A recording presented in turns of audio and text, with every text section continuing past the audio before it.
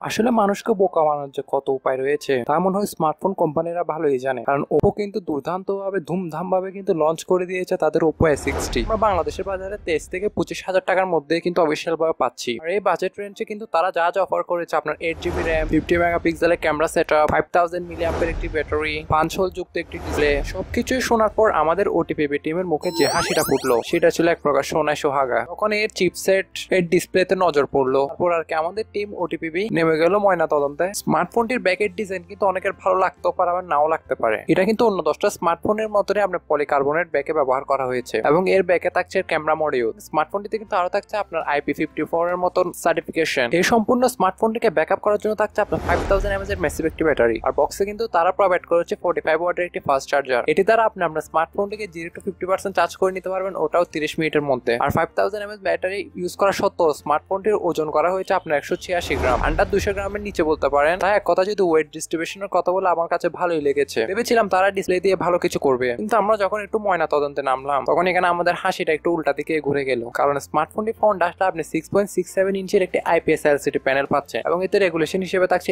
HD+। কিন্তু এখানে ফুল HD প্লাসও পাচ্ছেন না, শুধু দিয়েছে কিন্তু HD+। এবং ডিসপ্লেতে থাকছে আপনার 19 হার্জ এর রিফ্রেশ রেট এবং 950 নিটস এর পিক ব্রাইটনেস। এবং ডিসপ্লেটির স্ক্রিন টু বডি রেশিও করা হচ্ছে আপনার 85.2% এবং এতে রয়েছে 264 পিপিআই ডেনসিটি। মানে ওপ্পো কিন্তু আমাদের সাথে কি রকম স্ক্যামটা করলো আপনারা অবশ্যই বুঝতে পারছেন। সাধারণত এই প্রাইস পয়েন্টে আপনার অ্যামোলেড ডিসপ্লে অথবা 120 হার্জ একটি ফুল HD রেগুলেশনের ডিসপ্লে দেখতে পাই অন্যান্য স্মার্টফোনে। তবে তারা এই প্রাইস পয়েন্টে কিন্তু শুধু HD+ এর একটা IPS LCD প্যানেল এখানে যুক্ত করে দিয়েছে, যার ফলে আপনি কন্টেন্ট ওয়াচিং এর সময় আর গেমিং এর সময় তেমন মজা পাবেন না। এক কথায় বললে এটা সম্পূর্ণ ডিসঅ্যাপয়েন্টেড একটা ডিসপ্লে কিন্তু এখানে প্রোভাইড করেছে ওপ্পো। দেন আমাদের ওটিপি টিমের মুখ থেকে LW জ্যাবরা বের করে দিল যখনই এই স্মার্টফোনটি প্ল্যাটফর্মের দিকে আমরা ধাপিত হলাম ইনভেস্টিগেশনের দিকে। স্মার্টফোনটিতে কিন্তু চিপসেট হিসেবে ব্যবহার করা হয়েছে কোয়ালকম স্ন্যাপড্রাগন 680, যেটা 4G একটি চিপসেট এবং এটা আপনার 6 ন্যানোমিটার ট্রানজ্যাকশনের উপর তৈরি করা একটা অক্টাকোর চিপসেট। এই চিপসেটটা আমি তেমন পাওয়ার পুরো বলবো না, আপনি এখানে পাবজির মতন গেম 25 থেকে 30 FPS এ রেখেই খেলতে পারবেন, তবে গেমিং লাইকের দেখা দিবে। তবে তার থেকেও বেশি খারাপ লেগেছে এই জিপিইউ নিয়ে, কারণ এতে গ্রাফিক্স কার্ড হিসেবে ব্যবহার করা হয়েছে Adreno 610, যেটা আজ থেকে 5-6 বছর আগের স্মার্টফোনে ইউজ করা হতো। আর আপা কিন্তু এখানে ওপ্পো কিন্তু এখানে বাজেট হিসেবে যে চিপসেটটা এখানে প্রোভাইড করেছে এটা কিন্তু আমরা বেসিক্যালি 14 থেকে 16 হাজার টাকার স্মার্টফোনে কিন্তু দেখে থাকি। তাই এখানে বললে চিপসেট দিয়ে এখানে আমাদেরকে হতাশ করেছে। Android 14 এর সাথে আসা স্মার্টফোনের ব্যাকএন্ডে থাকছে ColorOS 40। RAM ভেরিয়েন্ট নিয়ে বললে এটা এদিক দিয়ে আপনার খুশি করেছে, কারণ এখানে আপনার বেস ভেরিয়েন্ট যেটা রয়েছে ওটা হচ্ছে আপনার 8GB RAM 128GB internal storage, এবং যেটা আপার ভেরিয়েন্ট রয়েছে ওটা হচ্ছে আপনার 8GB RAM 256GB internal storage. তো আপনার 8GB যে র্যামটা রয়েছে ওগুলো বেসিক্যালি যারা হার্ড ইউজ করে এটা কিন্তু তাদের জন্য। তো আমার কথা হচ্ছে কি আপনি যদি হার্ড ইউজের জন্য নেন তাহলে স্মার্টফোনটিতে কিন্তু হার্ড ইউজ করে তেমন মজাও পাবেন না, এতে অনেক লাইকের দেখা দিতে পারে। আর প্রি ইনস্টল এবং অ্যাডের দেখা তো দেবেই। যদি হয়ে থাকেন আপনি একজন সচেতন নাগরিক তাহলে অবশ্যই এগুলো বন্ধ করে দিতে পারবেন। আপনি এডিটিং এর সময় আপনার ক্যাপকাট অথবা কাইনমাস্টারের কথা বলুন, এক্ষেত্রে কিন্তু এই স্মার্টফোনটা অনেক ল্যাগ করবে, মাঝে মধ্যে ক্র্যাশও করবে। তাই প্ল্যাটফর্ম নিয়ে বললে এখানে সম্পূর্ণ কিন্তু আমরা ডিসঅ্যাপয়েন্টেড ছিলাম। বুঝলাম যে এখানে আপনার 8GB RAM ভেরিয়েন্ট দিয়েছে, বাট আমাকে যে 8GB RAM ভেরিয়েন্টটা তারা দিয়েছে সেটা ভালোভাবে ব্যবহারের মতন তো এখানে অবশ্যই স্পেক দেওয়া দরকার ছিল। ক্যামেরা সেকশন নিয়ে বলে স্মার্টফোনটিতে ব্যাকে থাকছে ডুয়াল ক্যামেরা সেটআপ, বাট কাজের সেন্সর হচ্ছে একটাই।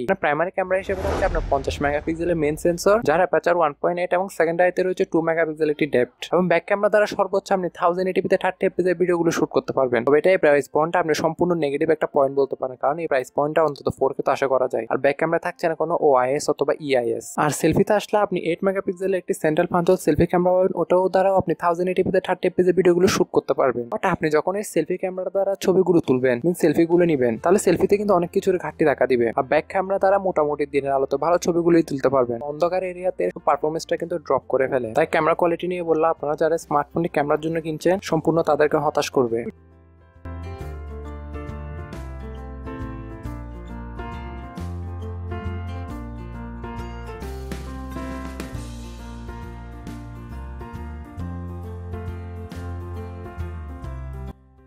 পারপাস স্মার্টফোনটিতে কিন্তু রাখা হয়েছে আপনার সাইড মাউন্টেড ফিঙ্গারপ্রিন্ট সেন্সর, তবে থাকছে না কোনো জাইরো। তবে বন্ধুরা ভিডিওর মাঝখানে ছোট্ট একটি গুরুত্বপূর্ণ কথা, আপনারা যদি OTP means online take pro Bangla চ্যানেলে নতুন হয়ে থাকেন অথবা নতুন ভিজিট করে থাকেন তাহলে প্লিজ এই চ্যানেলে সাবস্ক্রাইব করে হয়ে যাবেন। এই চ্যানেলে ফ্যামিলি মেম্বার এবং পাশে থাকা বেল আইকনটি অল করে দিবেন। আর ভিডিওটি ভালো লাগলে সুন্দর একটি কমেন্ট করবেন আর লাইক করতে অবশ্যই ভুলিয়েন না। স্মার্টফোনটি বাজারে আপনি দুটি কালার অ্যাভেলেবেল পাচ্ছেন, একটি হচ্ছে পার্পল আর একটা হচ্ছে ব্লু। তবে আমার কথা এই যে আপনি যদি একজন সচেতন নাগরিক হয়ে থাকেন, স্মার্টফোন সম্পর্কে ইন্টারনেটে ঘাটাঘাটি করে থাকেন, তাহলে অবশ্যই আপনি বুঝতে পারছেন যে এটা কিন্তু প্রাইস হিসেবে আমাদেরকে সম্পূর্ণ বোকা বানাচ্ছে। এক কথায় ওপো কিন্তু এখানে সবকিছু পুরান আপডেট ঢুকিয়ে দিয়েছে, বাট প্রাইসটা কিন্তু নতুন আপডেটের মতনই রেখেছে। তবে অল ওভার এই স্মার্টফোনটি নিয়ে আপনার কি মন্তব্য সেটা অবশ্যই আমাদেরকে কমেন্টে জানাবেন। সো গাইস, হোপ ভিডিওটা সবার ভালো লেগেছে। ভালো লাগলে অবশ্যই একটি লাইক দিবেন, আর চ্যানেলে নতুন হলে প্লিজ সাবস্ক্রাইব করে হয়ে যাবেন। এই চ্যানেল ফ্যামিলি মেম্বারের পাশে থাকা বেল আইকনটা অল করতে ভুলবেন না। সো গাইস, আজকের ভিডিও এই পর্যন্ত। আশা করি সবার ভালো লেগেছে। দেখা হচ্ছে পরবর্তী কোনো একটি ভিডিওতে। ততক্ষণ পর্যন্ত সবাই ভালো থাকবেন, সুস্থ থাকবেন। Take care. আল্লাহ হাফেজ। আসসালামু আলাইকুম।